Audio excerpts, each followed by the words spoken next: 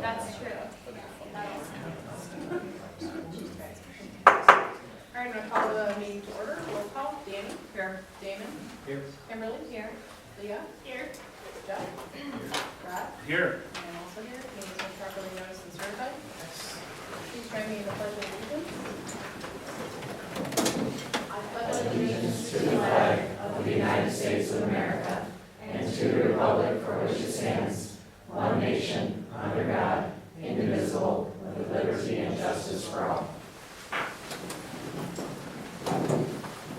I volunteer. Sure. The Mount Horeb Area School District, in partnership with the community, is dedicated to nurturing, educating, and challenging all students, preparing and empowering them to be productive, responsible, and self-fulfilled members of society. Thank you. Moving on to 2A is approval of the agenda. Motion to approve with item 6B stricken. Second. Motion by Danny, seconded by Kimberly to strike 6B. Further discussion? Hearing none, all those in favor say aye. Aye. Opposed? No. I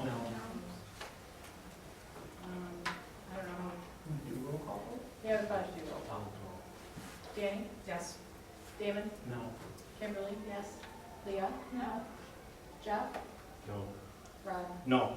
And I am also no. Motion fails. Motion to approve the agenda. Second. Motion by Leah, seconded by Rod to approve the agenda as written. All those in favor say aye. Aye. Opposed? No. Okay, motion carries. Moving on to 2B, approval of the November 18 regular minutes. Motion to approve. Second. Motion by Kimberly, seconded by Danny. Further discussion? Hearing none, all those in favor say aye. Aye. Opposed? Motion carries. Moving on to 2C, approval of the November 21 special minutes. So moved. Motion by Leah, seconded by Jeff. Further discussion? Hearing none, all those in favor say aye. Aye. Opposed? Motion carries. Moving on to 3A is our student spotlight. We have a gem for you tonight. And I'm so pleased that the entire administrative team of the high school has joined us in recognition of Owen Ziegler. Cody, would you mind saying a few words along with Talisa and Colleen? Welcome to you both as well. Yeah, so we're really glad to be here, and you know what's great about the high school is we have such a great student body, and tonight we're able to bring Owen with us here that we think really exemplifies that student body.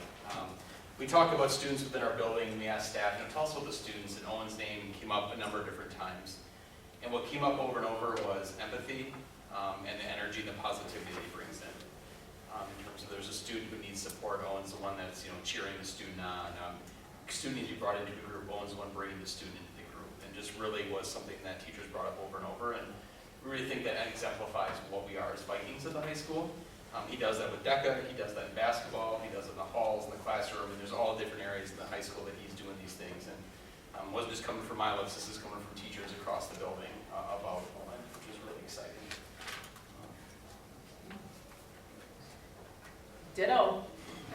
He's amazing. Smile on his face, very polite, fun to be around. And it's great to have his brother in the school this year too.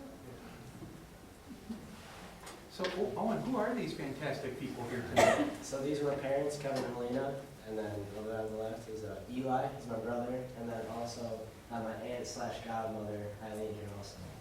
I must be so very proud of you. Congratulations, really, it's quite an honor. Would you be open for us having a picture with our high school liaison, Mr. Rod Heiss, and our Board of Education President, Diana Rothermer? Yeah. We have a little certificate for you here. And maybe the best place to do that would be over here where we could turn on the light a little bit.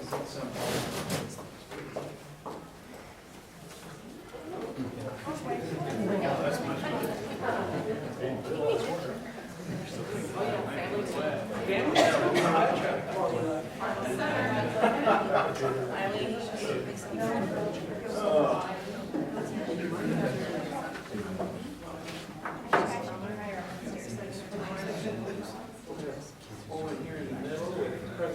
How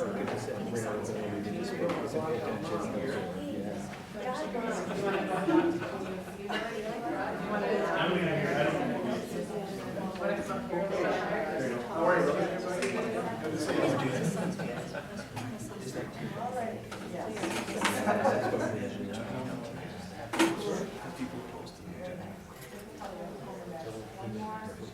And then just for good measure.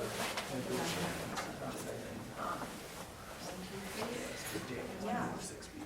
All right, thank you. Great name again? Congratulations, Dad. It's awesome. Congratulations. That's a good picture. That's awesome. Hey, how are you? Good. The other.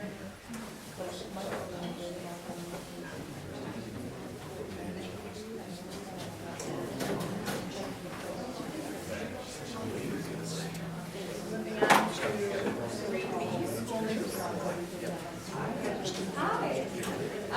So coming out of Thanksgiving break, building on some of the excellent community service things that I talked about last week, a lot of those are really in motion now.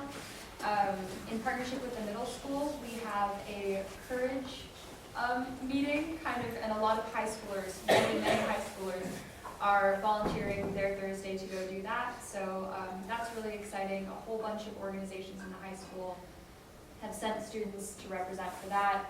DECA, NHS, for sure, some other ones, Serve to Unite, Student Council. There are a whole bunch of groups that have people going. So that's really exciting. Speaking of DECA, we're opening the school store, not just us, but it's been an exciting thing, especially for some of the marketing students who have worked on getting that information out and surveying students, figuring out when would be the good times to have that open, and things like that. So that's exciting. We've all kind of been walking through the commons all year, kind of peeking in and trying to figure out what it was and when it was opening. So that's been exciting, especially for a lot of the business students who have been involved in that. And the blood drive is coming up. So we're just starting to get things out about that too, starting to get organized. And everyone's looking forward to that as well. That always goes pretty well. Yeah, great. Thank you. Oh, Skills USA also has a meet today that I've heard, from what I've heard so far, that it's going well. But Large group of students in Skills USA this year. I think it's 33 plus students. So that's quite a growth. And we're so pleased to see that happening. Yeah. I love your shirt, by the way. Science Olympiad. we had our first meeting today too. Did you? So Okay. yeah, we're getting everybody registered for regionals. We also, last year we had kind of a little period in between advisors where organization was a little bit of a struggle, and so we lost a lot of our membership last year. Max capacity for a Science Olympiad team is 15. We used to run 2 or 3 teams out of the high school.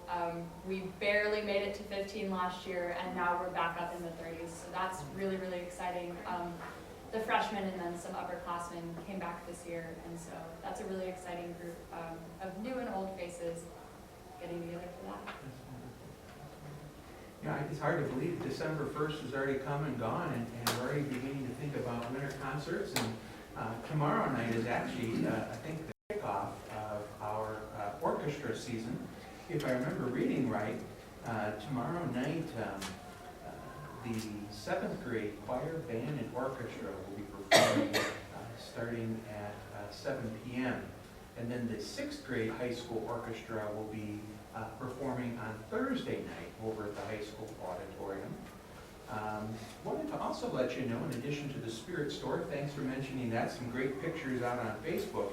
If you're still looking for some goodies to get your family for the holidays, the FFA has their annual drive going on, so can't miss out on their cheese and sausage and popcorn, fruit baskets, those kinds of goodies at a very reasonable price, helping an excellent program. And then PTO Craft Night, I think, is happening a week from tonight, isn't it? Yeah. Yeah. Over at the Intermediate Center, 5 to 8. 5 to 8 p.m. Good time if you like glitter. And to be ready for the holidays, making gifts and little trinkets and things. And then lastly, I want to extend a note of gratitude to the Chamber of Commerce and the Economic Development Council. They've asked yours truly and the village president to provide an update tomorrow at a State of Our School, State of Our Village presentation. That'll take place at 8 o'clock tomorrow morning, and I've invited my friends and colleagues from the senior leadership team to join us. Looking forward to showcasing many of the great things happening in our district. Thank you. Thank you. Other school news?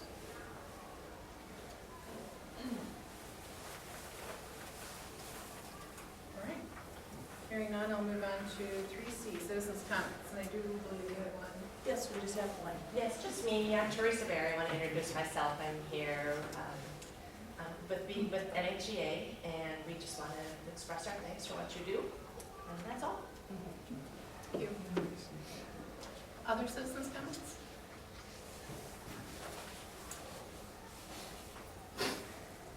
All right, hearing none. We'll move on to 4A is personnel transactions. And then an addendum, board members. Second. Motion by Jeff, seconded by Rod, to approve both.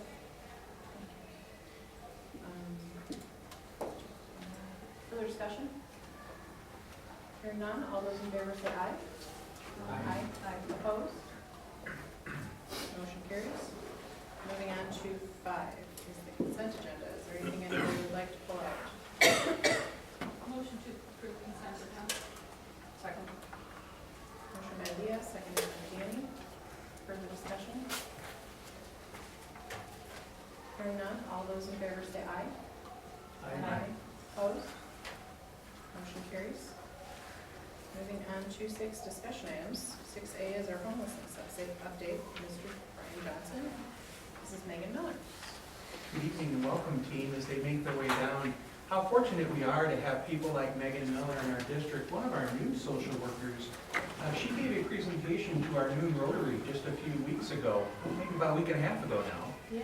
And it was really well received, so much so that the local newspaper had asked, gosh, we'd like to hear a little bit more about that. So we're glad Gary's in the audience, and certainly thank you, Brian, for your continued leadership and guidance as we continue to look at our homelessness population in the McKinney-Vento Act. So I'll let you guys take it away there. Yeah, and I'm just introducing too, Megan is doing all of the heavy lifting along with Sam Hammer, our other social worker at our middle and high school level, and are doing great work supporting kids throughout the whole district, and have kind of taken over the leadership role in all of the McKinney-Vento for the district, and working with families and working with students and making sure transportation and all other things are worked out. And so, yeah, so thanks. Thanks for having me tonight. I was invited to talk briefly about what we do for homeless students in our district. I brought a handout if anybody prefers it in writing. I'm hopefully going to say most of the things that are on there in a few minutes. So the McKinney-Vento Homeless Assistance Act was created mainly to promote school stability for students, for homeless students specifically. Because we know that every time a student has to change schools, they lose learning. I read anywhere between like 2 to 4 months of learning is lost every time they change schools and have to enter a new school. So this act was put in place to help promote school stability for these students. And part of my job and Sam's job, my counterpart at middle and high school, is to help identify homeless students. So they can be identified as homeless for a few different reasons. The policy says that they lack a fixed, adequate, or regular nighttime residence. And what that means in Mount Horeb, so all of these have been seen in the past 12 months in Mount Horeb. That could mean being doubled up because of your economic situation or because you're fleeing something for safety concerns like domestic violence. So you're staying with family or friends and maybe there's not enough bedrooms. You might be staying at a hotel, so the Caracol or the Little Village or the Grand Stay. You might be staying in a shelter like the Salvation Army, or for older students, that could also be Briar Patch. You may also be living in a car or in a campground. I think I got them all, yes. So those 4 different things would qualify a family as homeless and to receive services under the McKinney-Vento Act. Once they are identified, they are eligible to receive services for the entire school year. Last year, we had somewhere between 15 and 20 students identified. This year, we're sitting at about 10 to 15. We'll identify more as the school year goes on, as people's circumstances change. Once they are identified as homeless and we determine they're eligible, that would be Sam or I having a conversation with the family or the student to talk about their living situation. Then they automatically have a bunch of rights. One of those is immediate enrollment. Even if they don't have a birth certificate or vaccinations handy, they get to go to school as soon as possible. Another one is automatic free lunch and breakfast, where we waive student fees or find funds elsewhere to make that work. And then another big one that Brian helps us a lot with is transportation. So families can go where they're currently staying. A lot of our families are living in Mount Horeb and are homeless in Mount Horeb, but some of our families are homeless outside of the district and want their kids to keep going to Mount Horeb. So that might look like arranging taxis and making sure the kids get on the taxis and off the taxi. That could look like gas cards for parents transporting their kids to and from school.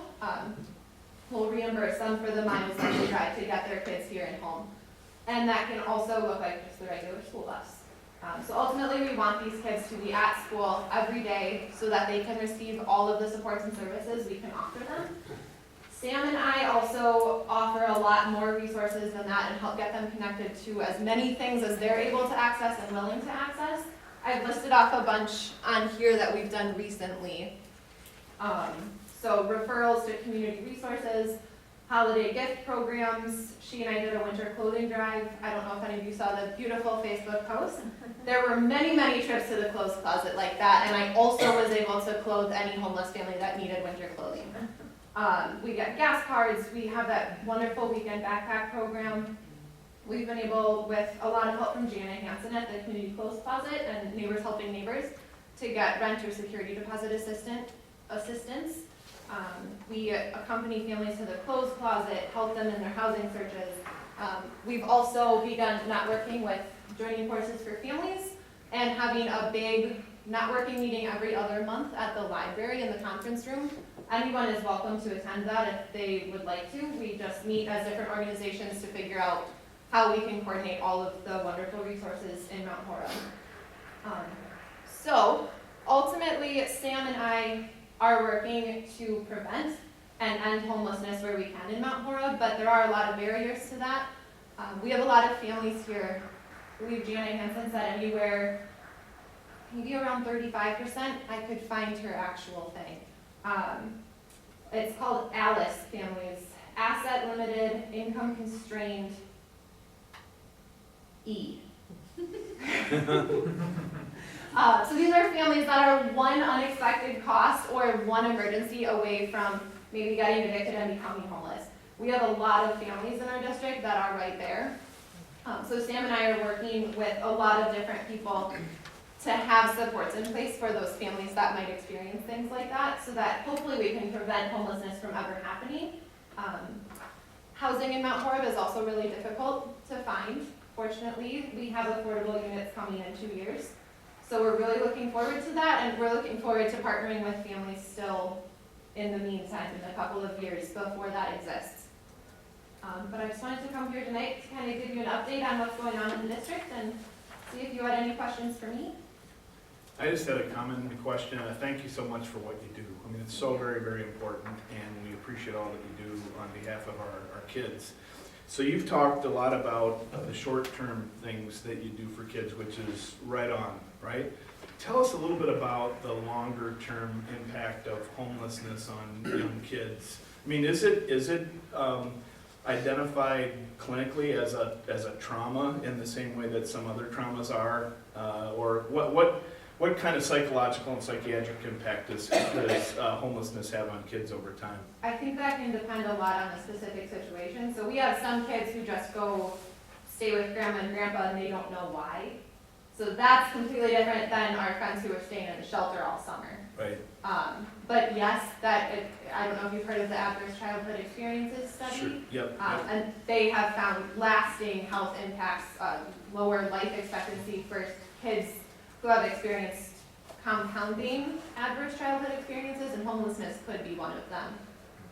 Especially if it's like staying in a shelter or in your car. Sure. Well, thank you again. Thank you. I'm glad to be here. Other questions? I know that we don't have a specific number of people who we deem homeless, because as you said, there's 4 different ways to define homeless by law. I think I heard the number of an approximation, it varies from time to time, of about 33 to 35 families within our district are receiving some kind of homelessness support.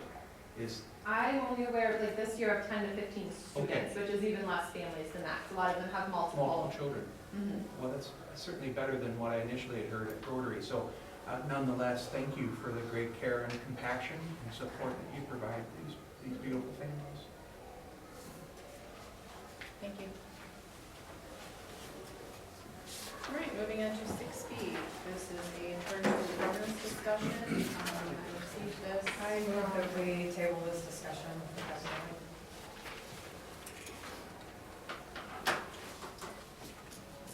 Does that motion receive a second? Do we have a second to the motion to table?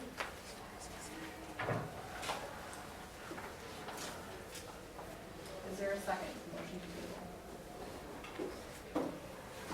Motion fails for lack of a second. So the charter school governance discussion, 6B, this was a request that I received from 2 board members, and I agree as a major hurdle to the proposal. We thought it might be a good idea to have a discussion about charter school governance and what it could look like from a different perspective.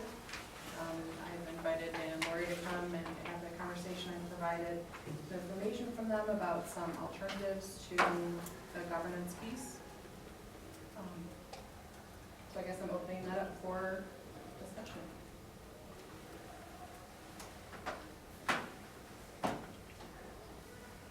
I'd be interested to hear what Dan and Lori have to say. I think you guys have heard from us a lot. I'm going to kick it off, I guess. We'll certainly recognize that governance is a significant barrier. It's a concern. And so what we have sought to do is to address that concern, try and put some more meat around that topic. I think when we deal with it in the tangential, it's difficult to grasp or wrap your head around. So try to put some meat onto that and put together a proposal of what that might look like. And really just reaffirming that, again, the charter is something that's agreed to by both the district and by a driftless group. And so it's something we all have to agree to, can't be imposed. And I think a lot of that charter can be ironed out. It's contract, it's negotiations back and forth, and it's figuring out what it's going to take for us to be comfortable.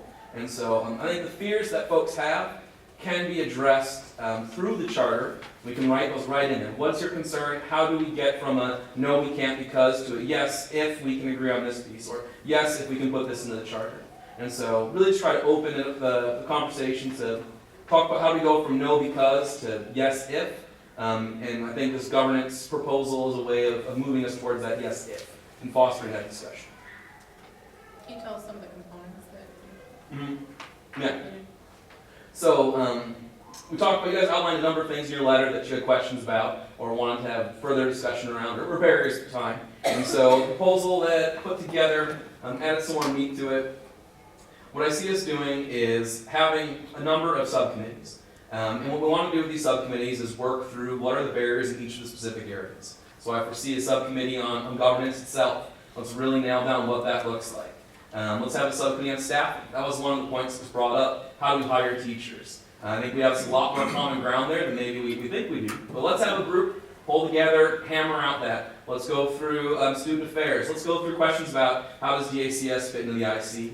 And so having these subgroups, again, I see members of the board, I certainly see us, I see members of, like, for example, I expect the IC would be interested in being involved. You know, having these groups to talk through it. I think the discussion is worth having. We're not the only people that are trying to do this out there. It's been done before. So it's just a matter of figuring out what does yes, if look like here.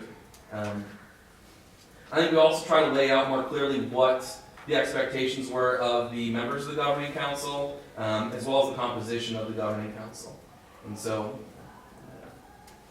So in the charter, could there be certain restrictions to the governing council from the Board of Education that says that the governing council is not allowed to do certain things? absolutely. So like at one point it was like spend money. There was concerns that we would spend money and the school would fail and then the district would take on debt. Like that can be something in there, cannot go into debt. Can be written into the charter, yes. Mhm. And if I recall, there was something in there about possibility of appointing, the Board of Education appointing members to the governance council? So I can talk about the makeup of the governance council. That's something, again, that's part of the, we need to have these small groups and really dig in. But to qualify for the state grant, which again, we think is really important to get the school off on the right foot, you cannot have a district employee on the charter board. But what you could have is somebody that the district would recommend strongly, and that person could become part of the DACS board. One of you two, or one of you all could step down to be somebody who's on that governing council. It just can't be somebody who currently is employed by the district.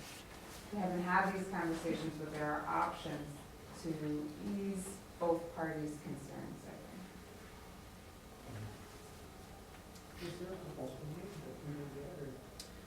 So I said, I realized today, and I sent it to you today, there was some, it should be in your email.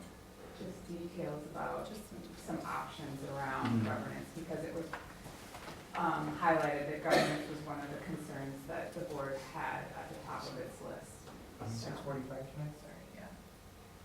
So Dan, this has been one of my biggest concerns from the start, from the workshop meeting that we had in, it was July, I think it was. Does anything that we're talking about sort of fundamentally change the approach in terms of the governance board itself, absent the board's appointing someone other than a board member to the governance board? That is to say, if the board wanted to appoint someone to the governance board, and we've been talking about this since at least July, would we have the ability to do that? You would legally have the ability to do that. It would raise flags potentially with the peer review team at the grant proposal level. It's something that it provides an option, come to the middle kind of proposition. It could be one of many different options. And what kind of flags would it raise with the review panel? Great question. The review panel is very focused on making sure that the charter school has a sense of autonomy. Right. And that's why the stipulation is in place. So it would just call into question, does it impact the school's autonomy or the ability to make autonomous decisions over the school? Could the review panel tell you that you couldn't do what you've just described? They could tell us that they won't provide the grant. So in a way, yes. I want to understand something that you said earlier, because it's new. At least it's the first time that I've heard it, and it's this idea that there's some middle ground in terms of a board member, one of us joining the governance board. I mean, setting aside this idea that you'd let us appoint somebody. That's not really what I'm interested in. I think we need a school board member on that governing board, and I said that from the very beginning. And I'm confused now, given something that you said just a minute ago, that was a non-starter, right? That was an uppercase no, right? Both letters. And so I just heard something just a minute ago that I'm confused by. I don't understand that there's now some willingness to explore that issue. Did I hear wrong, or what am I? I think Lori said you could step down, and then you wouldn't be on the board, and then you could be on the driftless board. Oh, yeah. But not active. Not an active board member cannot be. I'm not going to do that. That's fine. I would ask you to. Yeah. And I think that's part of what we talked about too with this charter. Again, if we spend the time in getting into the details, and what are the no becauses? What are those things that are barriers? How do we turn them to yes ifs? How do we make it something where it's palatable? If we can really, you really constrain the charter with what the DACS board is able to do. It's very limited. And again, if there's things that we don't think of, like, oh shoot, we should have that in the charter. Well, we can. It's a contract. Contract can be amended. Right. It doesn't have to wait till it's done. So With the charter, we build in those safeguards. We have potential for the district to strongly recommend somebody that could be on the board. We would anticipate the board members serving in our subcommittees. Those would be advisory committees to the Driftless Board. We envision board members sitting in on our board meetings, our governance meetings. Again, your vote would not be counted towards the outcome, but you could be there, you could voice your piece, and certainly we could document what your stance is on issues as well. So the work, and I'm sorry if I'm monopolizing time, this is an issue that's very important to me. So we've heard now about these advisory committees. There's nothing binding, there's no binding effect of their work on the governance board, Much correct? as you have here at this level with education committee and other committees making recommendations to the full board. Mm-hmm. Okay, so the same, essentially the same model. Correct.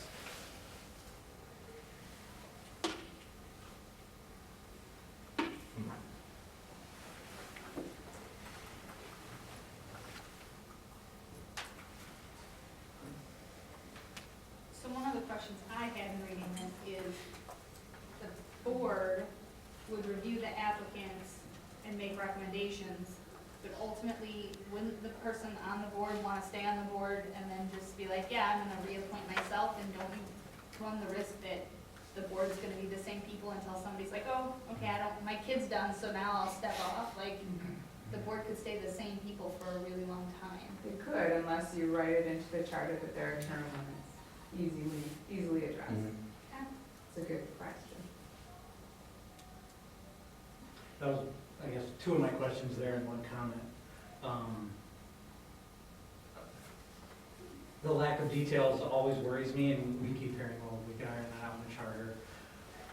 Just a simple thing like, how do you plan to form a governing council? I mean, is there an election? Is there a nomination process? Is there some kind of meeting? And that, so say this group of people decides recommending, say we have a former board member in the community who we'd like to recommend. But then how will you form your council in a way that that's legitimate and people aren't upset that, oh, this person got on the board without having to go through the election process, but I have to go through it. So I'm just worried, how do you make it legitimate? And I don't know, because we don't have a plan for how the governing council will be created. And then the second half of that question is, we just keep hearing that we could work it out in the charter, that's the contract. And I'm not sure we have the capacity to iron out a charter with that many little details. I'm just trying to wrap my head around how long that would possibly take. It seems like, every time we have a conversation, it seems like we think of a dozen more little details that, oh, well, that would have to go in the charter, that would have to go in the charter. There's 2 points to the second question, and we'll take off first one. But we are not reinventing the wheel here. We are not the first district to propose a charter. There are hundreds of charter schools live right now in the district. There are resources. Those folks have been down this path. They've walked this road. They have lessons that we can learn from. We can borrow heavily from what they have done, what those have come before us. We talked about visiting other schools or getting in touch with those governing councils. I think that's something I really strongly encourage, because then it moves from the ideas on paper to how does it actually work in the real world. And not to say that we'll just take theirs and plant it here, but we can certainly take a lot of what other folks are doing and make that then Mount Horeb specific. And so, yes, it would take time. Yes, things worth doing do take a lot of time. I feel comfortable saying that. And I think we have a lot of resources to start from. Also, I think part of it, I know there's certain things we need to work into that charter, but there are things that will come up. My kids are in this district. The school proposes 3-5. My kids aren't leaving after 5th grade. They're not starting 3rd grade. I want to do what's best for the district too. It's important the district does well for me and for my family. And so there is an element of trust. You're right, we're not going to catch everything in the charter. We're going to think of things. We can do amendments, but we're also going to have some level of trust. I think trust that I want the same thing that you do. District to be successful and kids to be successful. And again, what's that word, right? It's not in the charter, but I think that's an important frame of mind. That's where I'm coming from when I'm talking about this. So one of the things that we've heard a couple of times tonight is this idea of being autonomous, right? Which isn't evil, unless the board, unless the group is unresponsive, right? So, because one of the things that I'm a little concerned about is we've got all this autonomous stuff happening, but there's no particular incentive for you to be and I know it undoubtedly gets back to the charter. Yeah. It undoubtedly gets back to the standards that you would hope to set in the charter. But on its face, it doesn't appear as responsive as I think I'd like it to appear. A couple thoughts initially on that. One, when we talk about autonomy, we're really talking about what happens in that classroom. We're not talking about changing the school year or, completely throwing the whole educational system on its head. So autonomy, yes, but limited autonomy. And again, the charter, like we talked about, will set the parameters and boundaries of where that autonomy exists. I think the second part is, and you said it's in the charter, and yes, that's, I know the stock answer, but it is in the charter. The incentive to do well, the incentive to meet goals. Those are goals that we put together. We're going to identify what the goals are for DACS. What do we have to do to show that we're being successful? What does success look like? How often do we report out?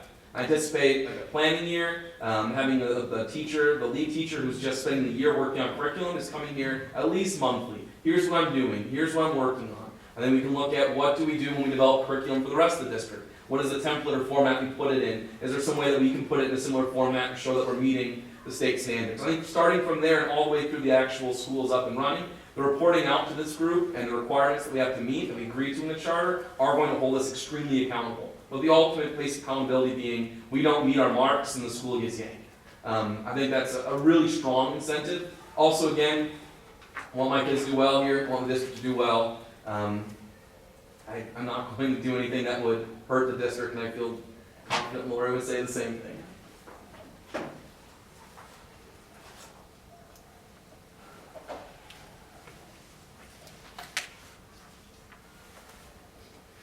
Part of the challenge for me, and I don't want to speak for everyone else, is that we approach it as a collaboration, we mentioned this back in July. Let's please bring teachers in, bring board members in, bring Driftless folks in, sit down and break it up into committees so that we can tackle hiring, governance, curriculum models, all the details that have since then come up as questions.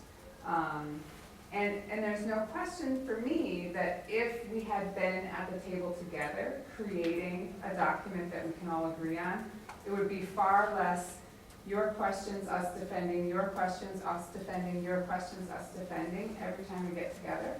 Because you keep having questions, there's interest, you hear from the community. I know you're hearing folks say, we want something different, please help us provide this. We are coming to the table with open hands. If you had come to the table and co-created what now we would be dissecting, you as a team would have a different perspective on it. You would have more faith in it, you'd be more invested. But it doesn't do for our team to bring proposal after proposal and say, we'll select board members this way. We have bylaws, we could share them, but to this end, I'm not sure it would be useful because our experience with sharing information has been, well, we can't do it because of this, this, this, and this, rather than, I like this, but could we change it that way? There hasn't been the back and forth that we've requested from the board. And I, with all due respect, feel that in the last 6 to 9 months, we've seen some things, some different actions from board members if you were really open and interested. So we are very much open and interested. And if you continue to have questions, let's talk about it. Let's co-create something that is agreeable to you. But the questions you have are valid. Let's work out answers together. I think it's, I'm speaking only for myself. I think it's a little dangerous to characterize how open or interested people are when you may not know.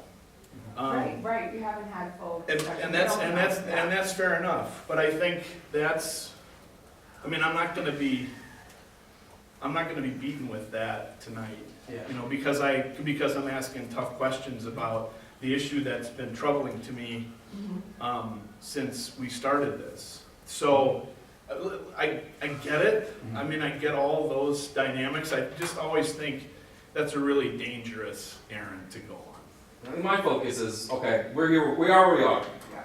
We're here today. And I really appreciate the willingness to have this discussion. I know not everyone wanted to, and I understand, respect that, but I know a lot of folks did. I really appreciate that. So what I look for is where do we go from today? Today, I have this thing I wrote up, put it together, you have it in front of you. That's a place to start. What I want to do is, yes, the devil is in the details, I've heard that a few times, but let's get into the details. Let's have these groups where we sit down and we just tear this thing apart and figure out, where are the areas that we need to fix. Let's go look at what other schools are doing in these areas. Let's go to see a school. Let's sit down with the board. And I really want the people that don't think this is a good idea or have a lot of skepticism about it. Those are the folks for sure that we want to have come and engage in a dialogue. So going forward is my focus, and what I see is devil's in the details. Yes, let's get in the details. Let's do it. Here's a place to start, but this is like Lori and Dan's ideas, and this is not your ideas. Let's get it out in front. Let's use it as a starting point. Let's put something together that goes from that no because to that yes, if we can agree on this, or if we can move here.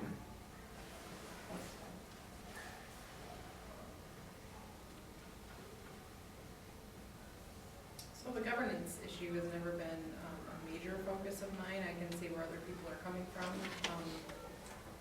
I think it's fair to say if the board can appoint members to the Driftless board, then that would be, that would mollify some of my concerns.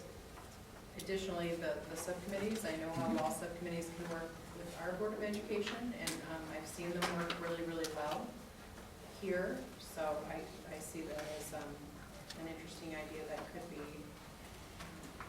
utilized in that way.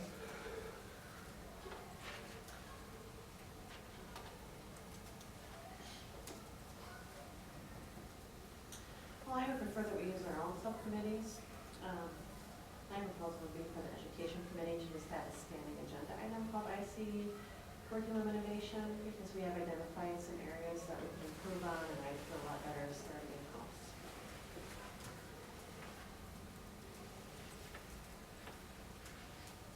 I think my supporting of the agenda item was to determine if governance was the only major hurdle, and if we made any progress on governance, would the board be interested in continuing the discussion on other things? I don't have a sense for that right now. I guess my question is what we've been presented with enough to help us think we can move past that hurdle? If not, then I guess that means one thing. If so, are there other major hurdles that make that irrelevant? I don't think we get past the first major hurdle. There are too many more. This is a discussion item, not an action item, so I'm not really sure how we can come forward on that. Indeed, and that was the message I left the DAX governing board at this board's request, is that was the big boulder, and that if there was some opportunity to move from that, then we would be open to having some conversations about some of the other big rocks that were there. We did not hear anything from the DAX leadership until they had proposed their own listening sessions. So to this point, certainly if there's a difference of opinion as to where to go with regard to the governance board, we'd be happy to do whatever the board would like us to do. But since July 10th, when the board first met with DAX government leaders, that's been your marching orders of me.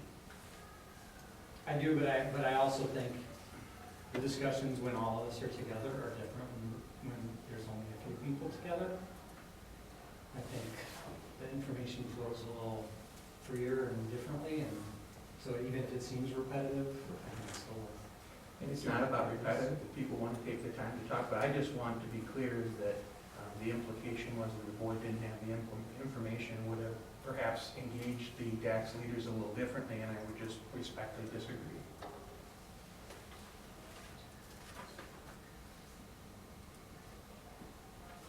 I saw you roll your eyes. Is there, you disagree with I that? did not. Okay, I'm sorry. I thought I got the rock and roll.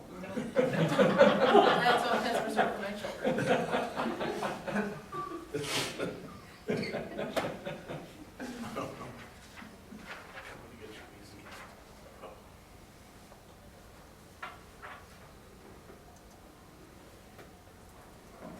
Further discussion? None for me.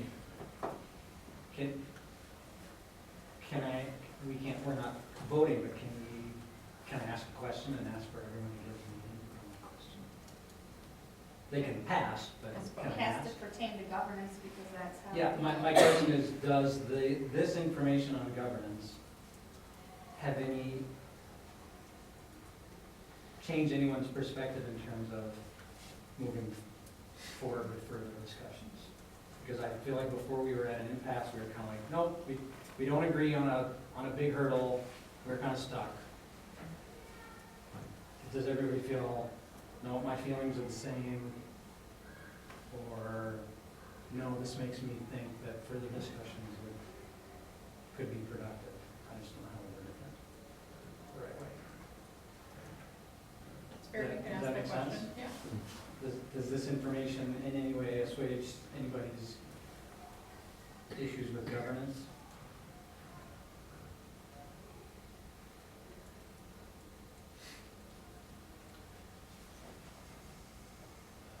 This was never one of my major hurdles, so I guess I'll speak first, and I think that I can see a way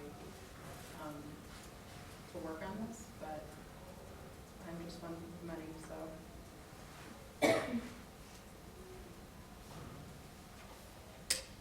Okay, oh, you. No, go ahead, please. So my issue still comes down to timing. So you need now an answer by end of January, at the absolute latest, right? So that means between now and end of January, the only way I would be comfortable is if we had a charter hammered out, and with holiday and holiday and holiday, I'm just not sure that timeline is still gonna, that's still one of my big, like you said, you can't, if you wanna do it right, you gotta take the time, and I don't know that we can have it hammered out in 2 months. I just don't know. I don't know what I don't know. So, I mean, I understand time being a difficult, I mean, there's only, it's finite, right? We can't make more dry. If time wasn't an issue, I think that's the question. Is there enough to continue dialogue?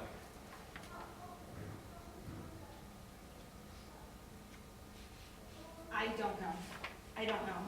I mean, I can't talk about the other stuff because all I can talk about is governance because that's what's here really. So, and governance wasn't a huge boulder for me.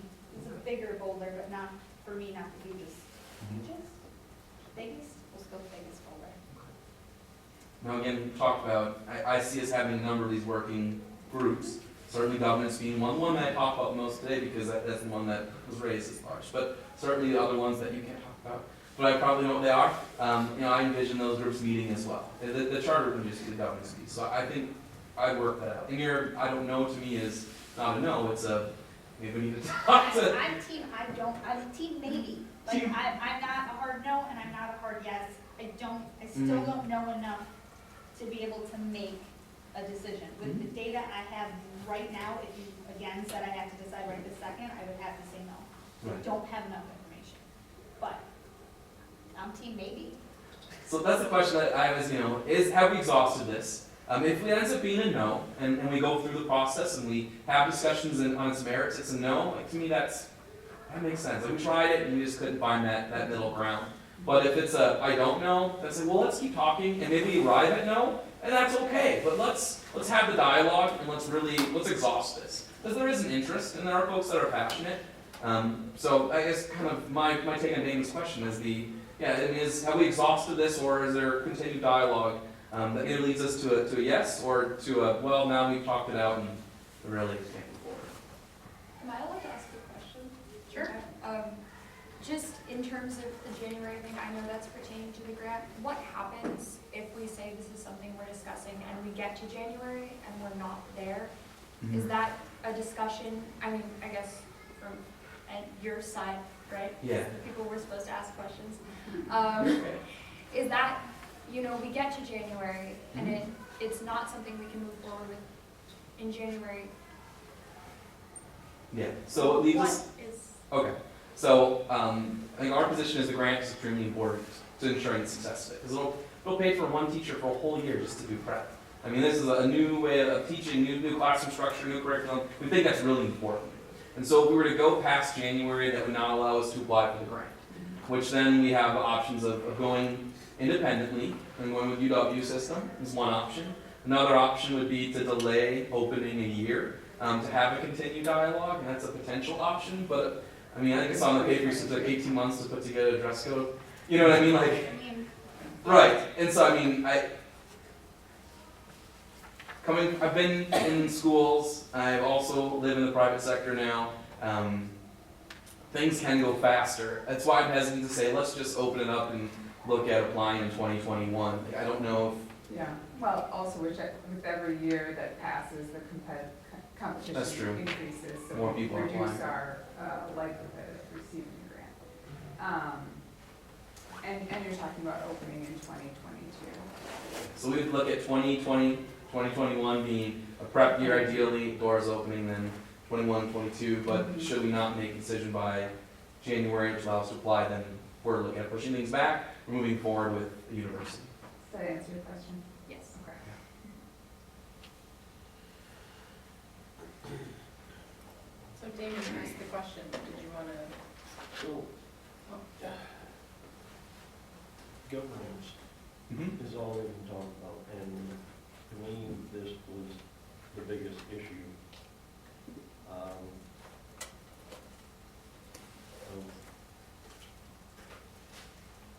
money that you will be applying for up to a certain amount, and the finances. How would those finances be paid Mm-hmm. by you guys? So there's a $700,000 grant to apply for. And the first year, $150,000, right, is earmarked for planning. So getting that teacher on board, purchasing curriculum and materials, microscopes, whatever you might want, training, in-servicing. And then over the course of the following 4 years, you have the remainder of it, which would then be used to purchase supplies and materials, things along those lines, additional curriculum, in training, in service, yeah, lots of training. So that's how that would work. In terms of the day-to-day, what we're really looking at is you have right now students that are sitting in classroom right here. It's part of the IC. If we're open a drift list, it would be a classroom over here, still in the IC, and then just moving students down the hallway. In the sense of finances, what I see that is you're already driving that kid to school, you're already heating the building for that kid. You know, we've already invested in that child, whether in this classroom or they're in this classroom.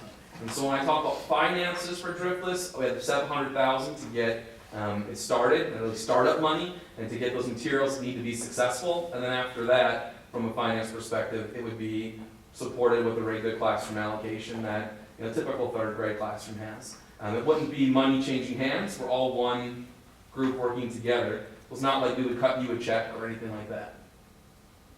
So when you got your grant, then,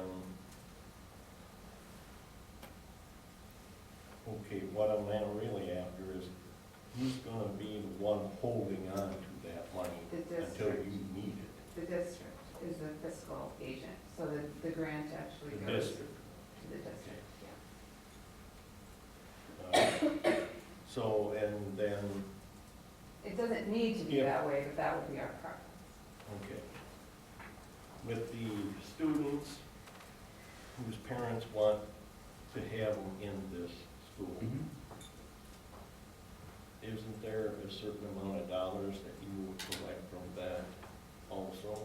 No. After the, It's just like a, pupil funding only comes into play if we go outside of the district, if we open independently. outside. Yes, right. district? I look at it as like, I got a little gal being kindergarten soon. when we sit down with Mr. Nichols, he'll say, well, you can be in a looped class, you can be in the same grade class, there's not money change, it's just a choice. And then similarly, you could be in the traditional model or you'd be in the driftless, it's just a choice. So there wouldn't be money, like you wouldn't whether you're going looped or traditional classroom. So if you were to get 30 kids in first year,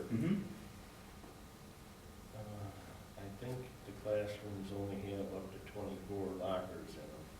Cubbies, I guess they call them. That's what we do there, right?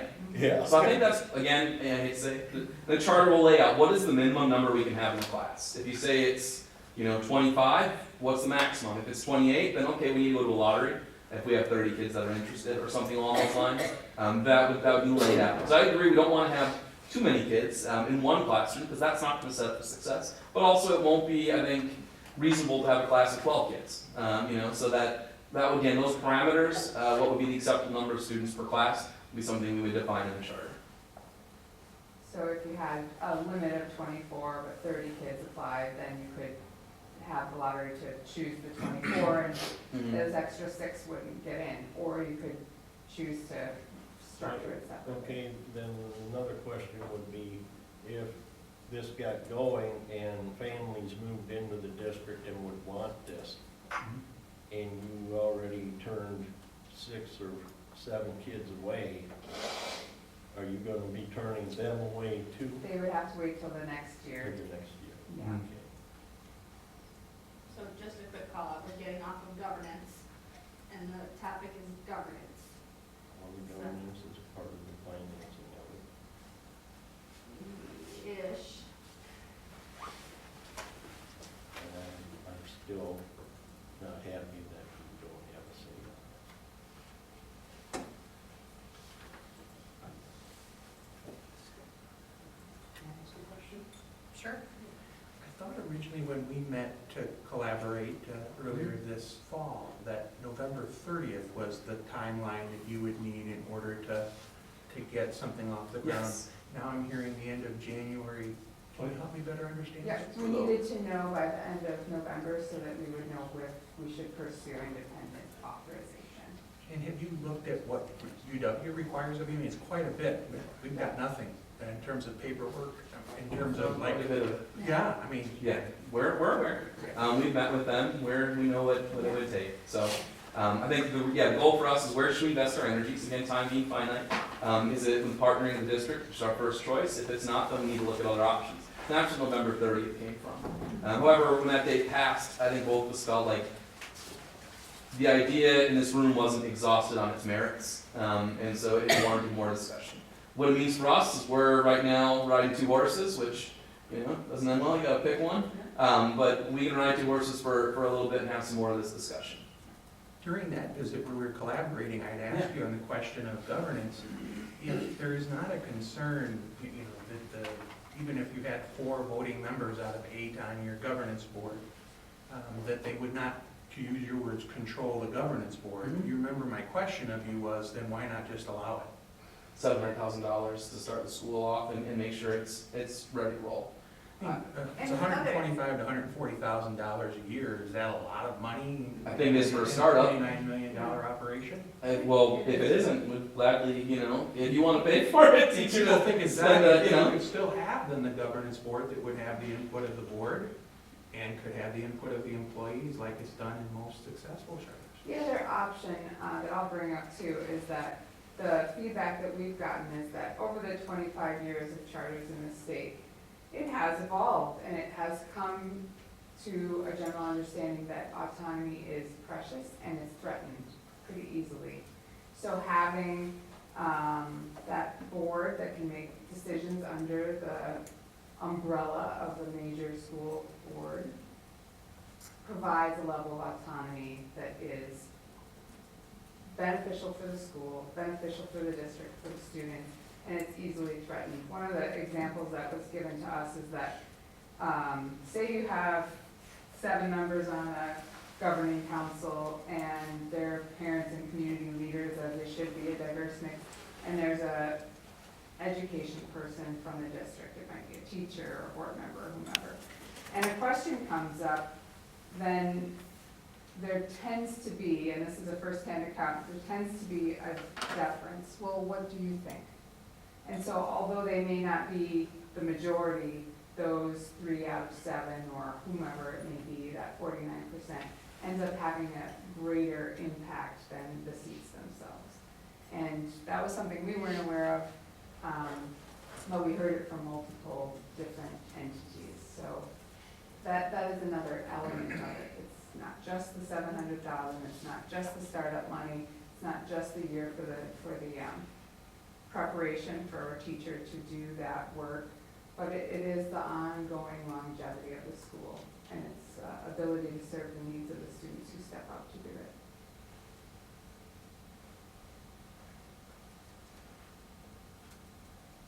So Damon, you asked the question, do you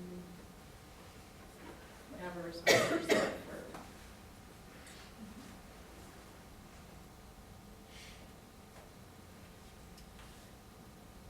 I think I have a general feeling. I guess to dig deeper into my question would be, and I don't know what freedom the school board has right now, but it almost looks like the DAX design team is at a tipping point of they need to decide whether they're going to try to keep hammering this out with us or move on. Does a school board member, I'll use me, do I have the ability to try to hammer out a charter with them by January and come back to the board and make it a voting item? The board would have to invest you with that Right, ability. that's my, okay. So it would take an action item for us to even enter into a negotiation on the charter. Mhm.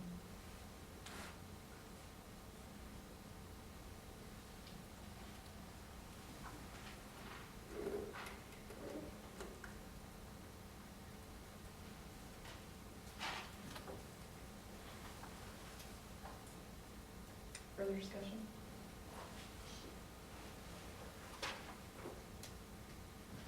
To Damon's point, what I would see is subgroups we talked about, giving that to a board member or board members, having real focus time over the next 8 weeks, and then bringing it back as something I think I would feel really good about.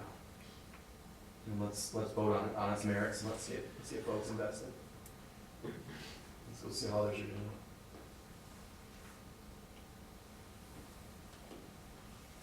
As a discussion item, I don't hear anybody saying that they're interested in pursuing that action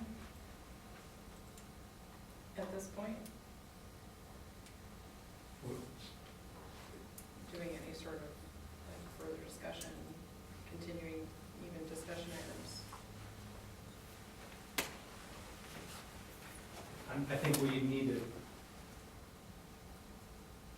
commit or let it go. I don't know, discussion items are, we're probably just gonna keep doing this.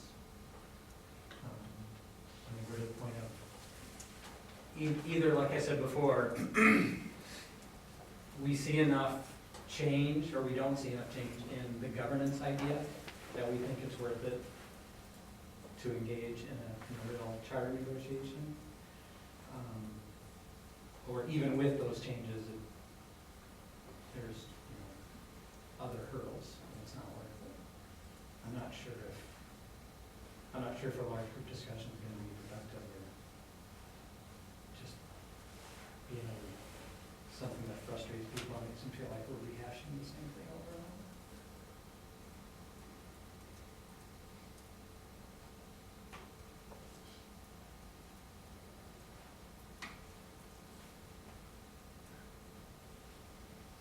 Personally, I just looking at my calendar, I don't have a free time slot in my entire calendar until the 18th of December, and then again until January. So I just don't know that personally I have any time between now and January to even attempt to hash out a charter. December 18th is my next free evening.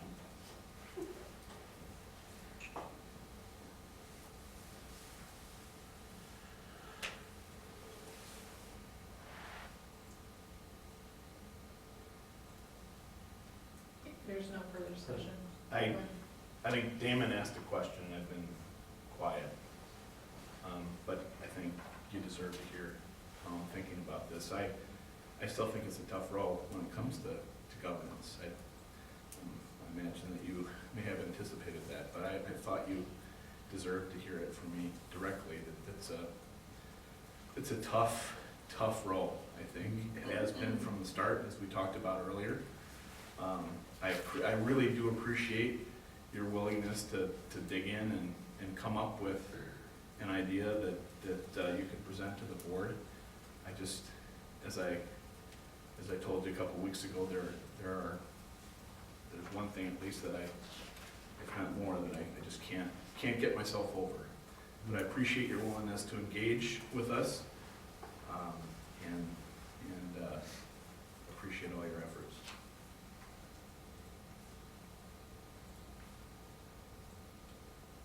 Other discussion?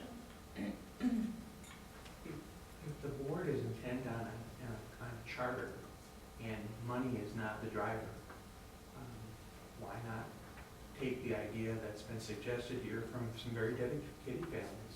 They want to see something innovative in our schools and do what other districts have done, which is to start their own charter, and they haven't used the money to start it. And the board maintains the authority to, as elected leaders, to direct the money and direct the curriculum and to allow for the innovation to occur. It happens all the time across 5 charter schools that I went to. It doesn't have to be about the governance. I'm hearing you say there's many meritorious reasons for why you want to start a charter.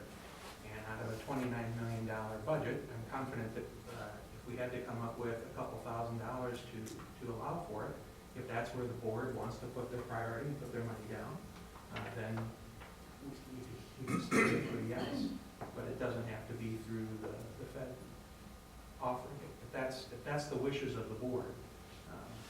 Of course, I'm just trying to provide you options if this is something you want to pursue. If that's not an option you want to pursue, then that's fine too. It's my job to provide you with as much information as possible.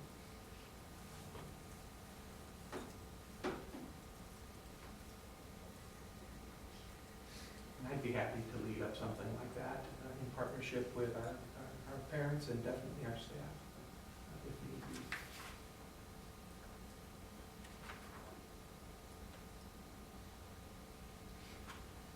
So then what does governance look like on those charters? Governance model in that can be anything you want it to be when you don't use the federal dollars. So it could be the board appointing the governance. It could be as part of the bylaws that would be created by that charter. What would be the election for those, the duration, the term, who could serve in that role. It could be anything you want it to be. And then you hold it accountable as you do for results like with any one of your other schools. There's just not money available to the board to start their own charter in that instance.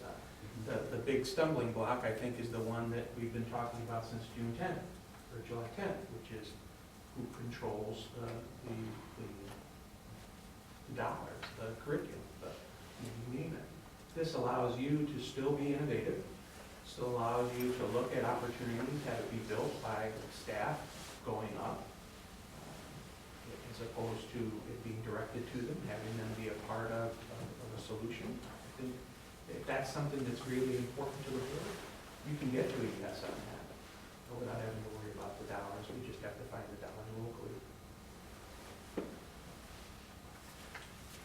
So can I try to summarize where we're at and tell me if I'm correct or incorrect? Sure. This is not an action item. We've taken no action. We have more information, and I think the design team has maybe heard some things for them to think about or infer from. Nothing would happen unless somebody brought an action item to the board, and that action item could be to propose that under our board we develop a charter school, or we act on assigning someone the task of trying to draft a charter, or so. Right, it's kind of, as of now, nothing's happening, and it's kind of a, if somebody wanted to bring something forward to an action item, there'd be a next step. There's no current plan, the next step. Discussion. Is that accurate? That's my understanding based on the discussion. Ron, would you agree? Makes sense, okay. Thanks. Thank you. So I think that's fair. We can leave the discussion there unless somebody has further discussion or questions. All right, thank you for joining us. Thank you. And we will move on to 6C, which is reflection on learning and reading for equity in and around Dane County. November the 11th, board members, we had an opportunity to join other boards from around the Dane County region in DeForest for a supper, but then also a learning opportunity around leading for equity. And I'm thankful to board members Michaels and Piscatelli for taking their busy time to attend, and thought maybe it would be helpful to have them kind of share their insights from that unique experience, and then I can wrap up by talking about some potential next steps. So I have two things that kind of, I just tried to think in terms of what stuck with me in the most powerful way from that experience, and there were two. One is they had us engage in sort of like these exercises. They were kind of icebreakers, but they made a very powerful point.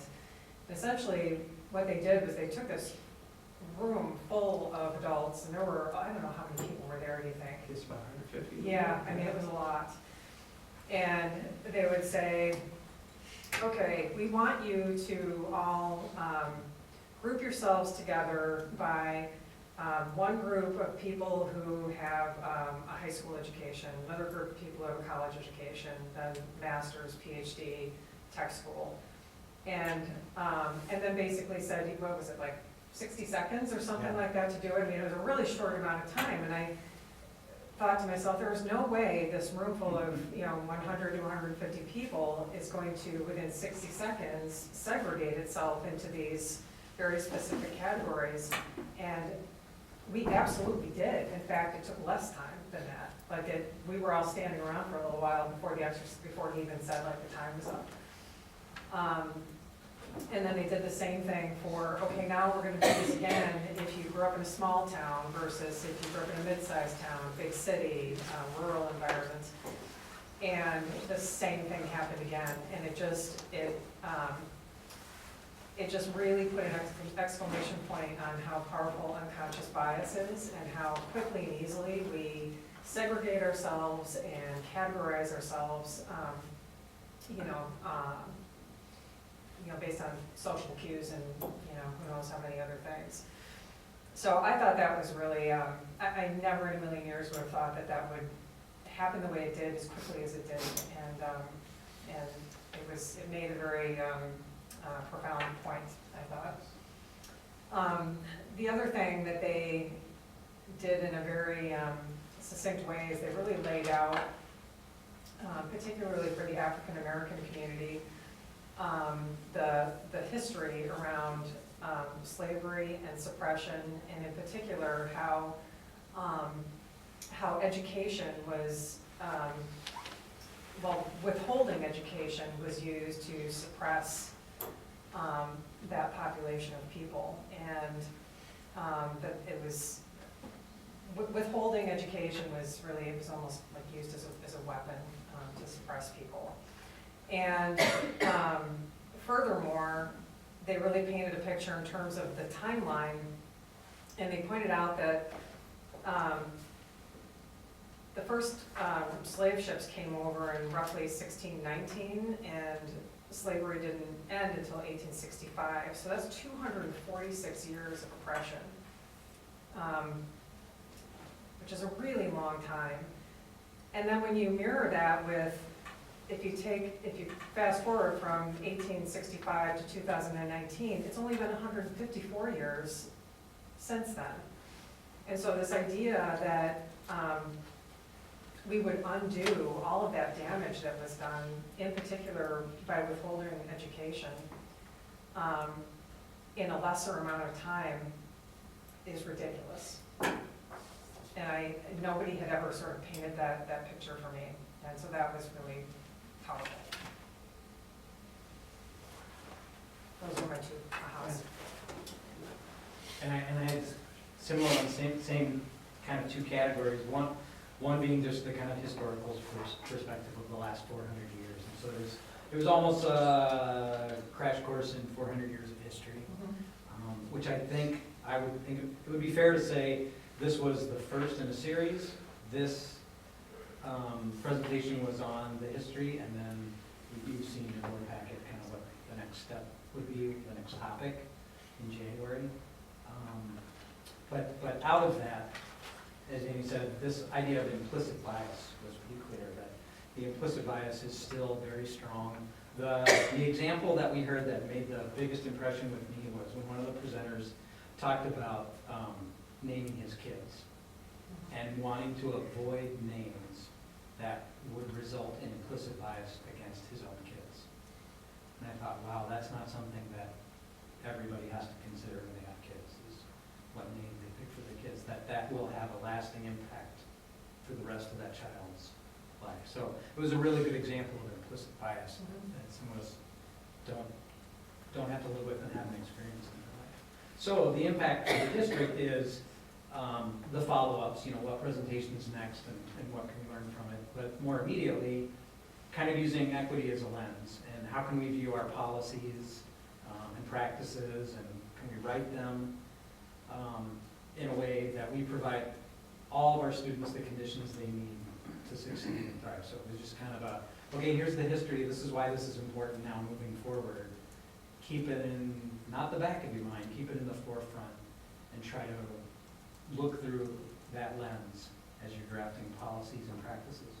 And then I think the upcoming presentations will maybe have more practical ways to do that. Well, that cues it up beautifully. Thank you, Damon and Danny, because there's actually another opportunity coming up that I'd like to extend an invitation to all board members if your schedule allows for it. Again, all the boards, school boards from around the Dane County will be meeting again on Wednesday evening. I believe it's a Wednesday evening, January the 15th, a 5:30 supper, but then a program to follow on analyzing equity. And I'm pleased to tell you, many of the things that we learned in that board retreat that evening are things that we're already putting into practice. Serve to Unite being an example. Sarah's done, along with Brian, a yeoman's job of providing these very same examples to our staff, talking about implicit bias. And in fact, we had a group of students who went to a summit that involved Dane County students. Were you part of that? No. No.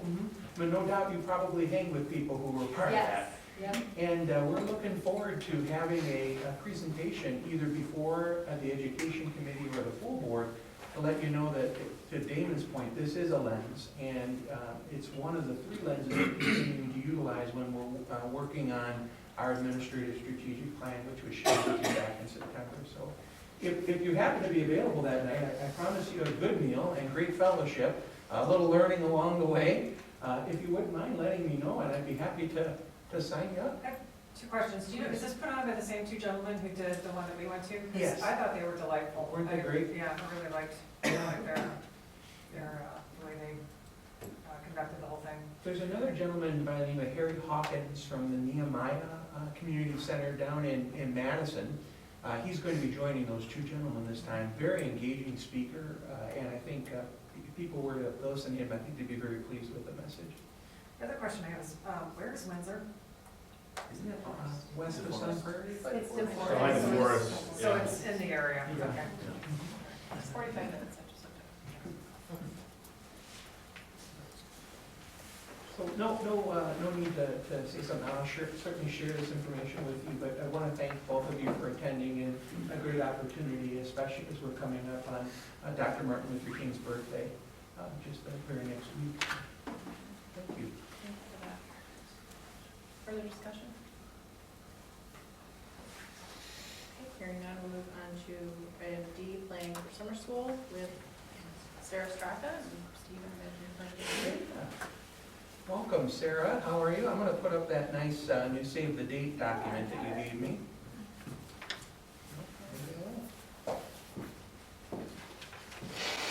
Hot off the press. This is the elementary kiddos will be getting this backpacks hopefully this week.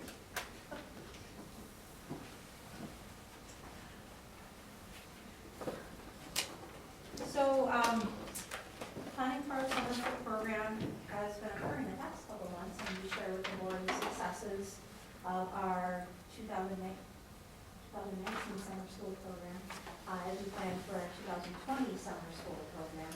So, save the date cards will be going out to families, like I said, in backpacks. Elementary kiddos, K-5, getting their backpacks. We don't think they'll get home to middle school parents if we get them to middle schoolers. So, we'll be sending it to e-blast to all families, making them aware. And we'll have cards in the middle school office as well. So, yeah, dates are set. We sent out requests for proposals from 2 staff members right before Thanksgiving break. We've had 15 staff members already respond back with their course ideas. So we're starting to see staff members raise their interest in the program.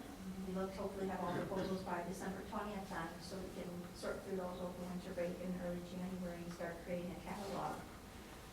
Looking to start also to develop with staff the academic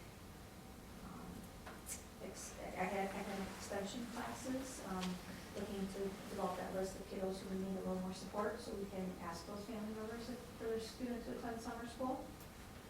So those conversations will happen in February and March with families, especially at parent-teacher conferences where those students will be invited to get that extra support.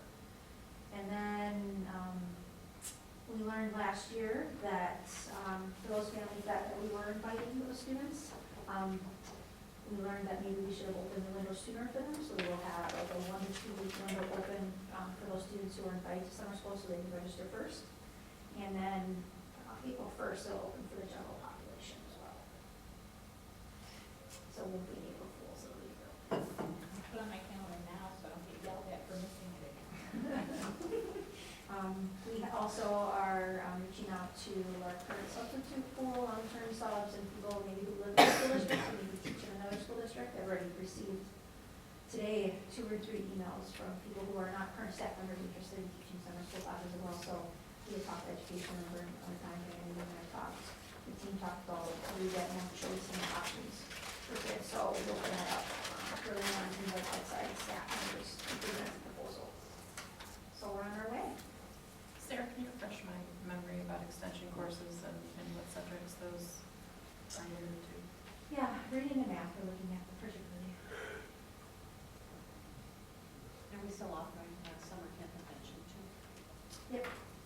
Christine Carly and I talked about that piece to make sure we don't infringe on that. So currently camp convention will run June 15th, I believe. Those are the week before.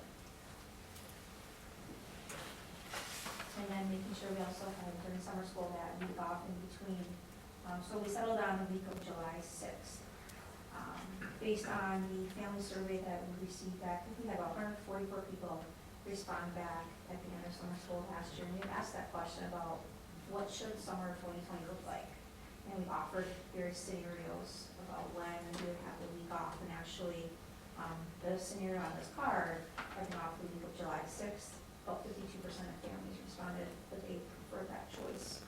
The next choice was actually starting summer school, I believe, June 15th right away. But only about 40% of families said that that was their preferable choice. So logistically, it made sense for us. So we could still do camp convention, and then we could also do summer school, have a week off. It made sense, but then families also supported that last year, which was nice too. We just can't have any snow days. Dr. Salerno and I have had a very strange conversation about this. Your lips to God's ears. We cannot have any snow days, and I know he'll work his hardest not to do that, so. Can I ask a question about the eligibility? Was this the way it was last year also? That I was just looking, it says if you're enrolled in grades K for the 2021 school year, but summer school takes place before, when does registration end? registration for our school district? Yeah, for the July 2021. or August?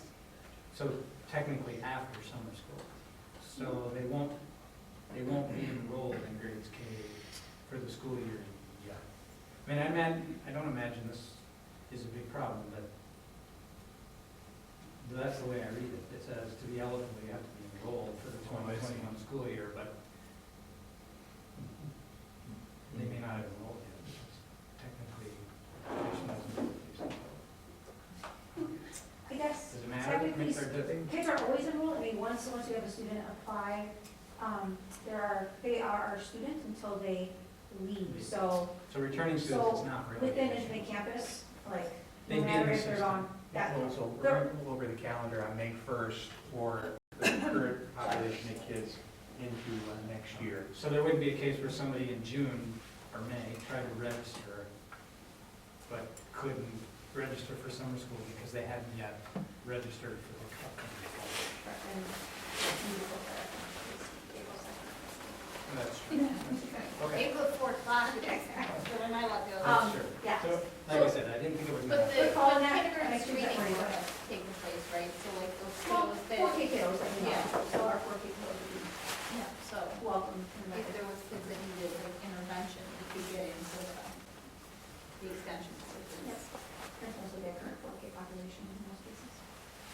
So I think that's probably, you were thinking, so that ninth graders don't, so you don't want people that are We don't going to fall be ninth for graders in currently. 2021, 2020, Yep. that's really hard to say. In The next school year. Which is easier to say. That makes sense. Another question I had, so Campen mentioned, do we have scholarships available for that? Because I know that Yes, is. Christine mentioned that, yeah. Other questions or others?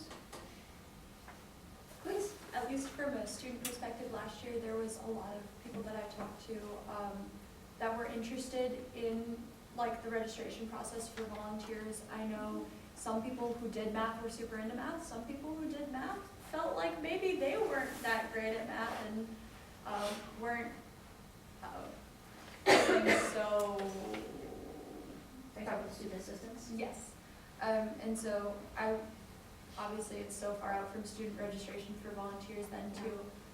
But I think that could be a process to look at too, with placing students, because I know I was in mindfulness, which I loved. I had, I think, both of your children. But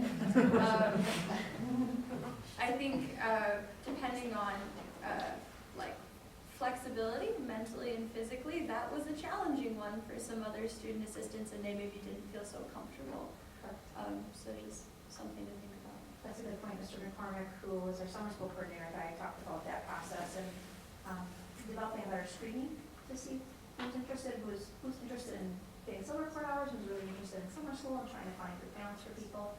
But also identifying possibly a student assistant lead who could also help with some of that logistical piece as well, to help supervise that piece of it.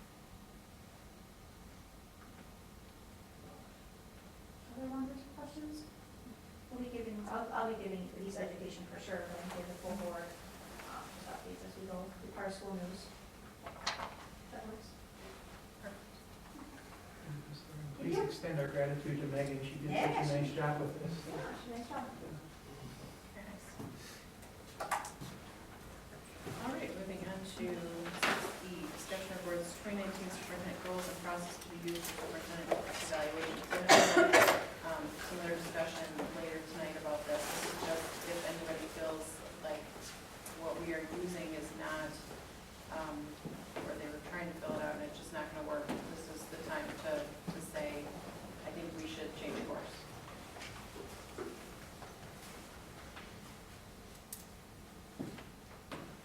You're talking about the thing we got yesterday? Or you got that actually 2 weeks ago, I believe, first from. Right, and then as a reminder, yesterday. Yeah. Oh, as a okay. reminder. Got it.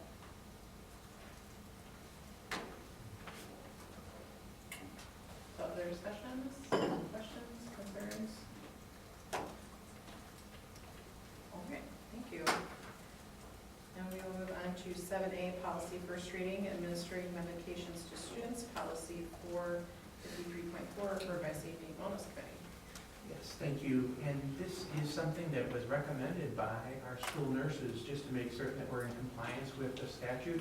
It also comes to us recommended from WASB Legal Counsel to update to be more, I guess, a little bit more user-friendly. In fact, why don't I post the strikeout version so that you can see the difference just in the opening paragraph in terms of tone. I just find fascinating that what our old policy used to say is, basically, yeah, if we have to, we'll do it. And I think, in fact, we need to be a little more receptive and a little more understanding that from time to time the needs arise, and we want to be supportive of our students' total wellness. But then the other piece has to do with trying to change the word, wherever we saw drug, to the word medication. I think we've been able to capture that as much as possible. We're going to do one more find and replace.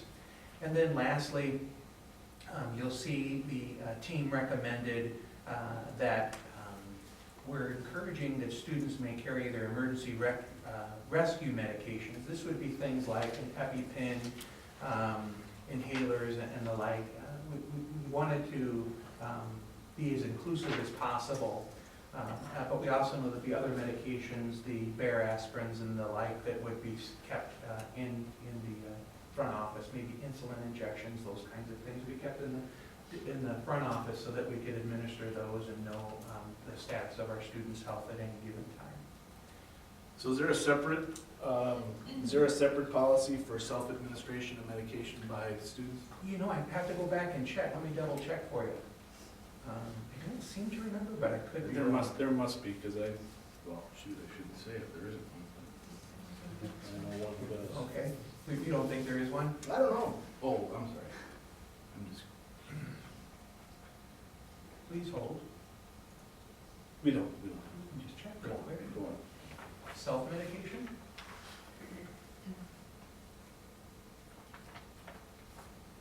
I thought when we discussed that, That's part of this. saw that the consensus was no. If you want to send, for example, if I want to send my kid to school with a bottle of Tylenol, I'm supposed to go to the office, fill out the form, give him my permission, and then if he wants it, he's supposed to come to the office to get it. Technically, the kids are not supposed to be walking around with anything. With a few exceptions, like in number 8, if they need an Yes. EpiPen or, Yep. you know, Although there's still supposed to be insulin-dependent a form on file, but Right. that's correct. Right. One thing we talked about at SAW was changing provider to say healthcare provider. Okay. Yeah, you've got that in 6, 7, and 8, is what I've come up with so far. Just to make it clear that Walgreens isn't your provider for the Tylenol or, you know, whatever it is. I just want to be really careful at 8. I mean, what my son carries is not emergency medication. He's dependent on it. So, and he'll give himself that medication as he reads his number and as the day goes on. So it's not emergency medication. I mean, it's like, get it in there on a regular basis or, so. So I think that was another one we discussed, but I think the intent was still that there is a form on file. in the Form on office, file. So that the office knows that the student has the correct permission to do it. Okay, that's fair enough.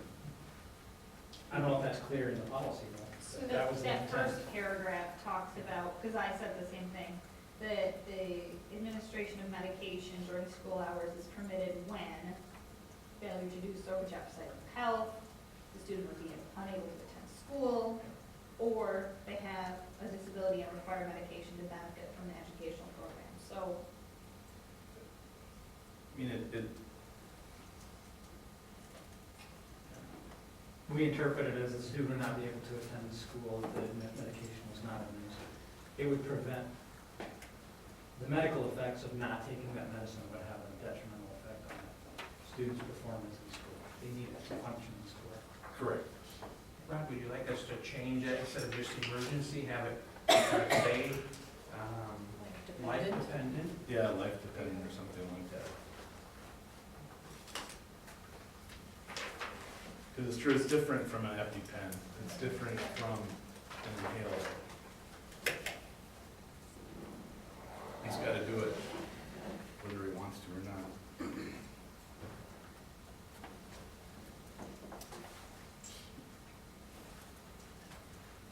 Yeah, and then I can also go back and do a finding search on the healthcare provider.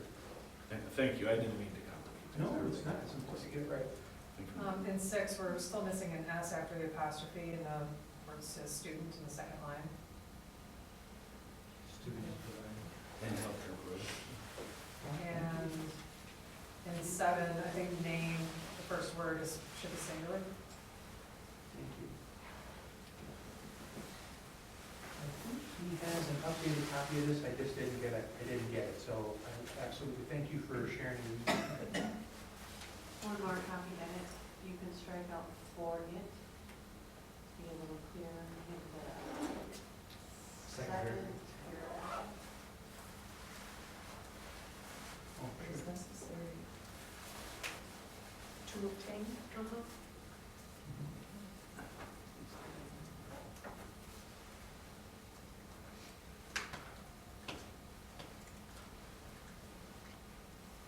Motion to approve with the edits.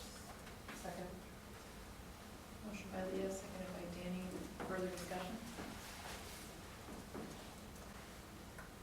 Hearing none, we'll do a roll call vote. Danny? Yes. Damon? Yes. Kimberly? Yes. Leah? Yes. Jeff? Yes. Rod? Yes, And I'm also yes. Motion passes. Thank you. thank you guys for hearing me out. It's really important to kids like Will who are type 1. It's really, really important. All right, moving on to 8, citizens' comments. None here.